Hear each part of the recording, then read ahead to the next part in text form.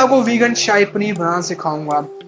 मैं इसको वीगन इसलिए बोल रहा हूँ क्योंकि इसमें मैंने पनीर नहीं टोफू का इस्तेमाल किया है। और हाँ, ये इतना टेस्टी बनेगा, आप नॉन वीगन्स को भी चैलेंज दे सकते हैं। तो देखते हैं कैसे बनेगा, लेट्स चेक इट आउट।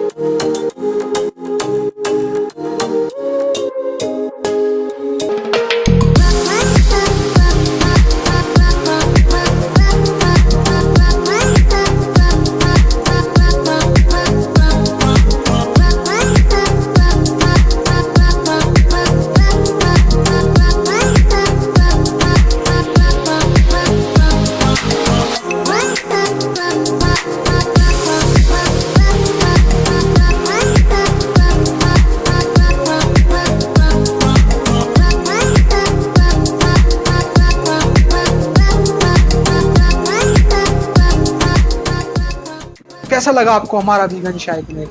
है ना बहुत आसान बनाना।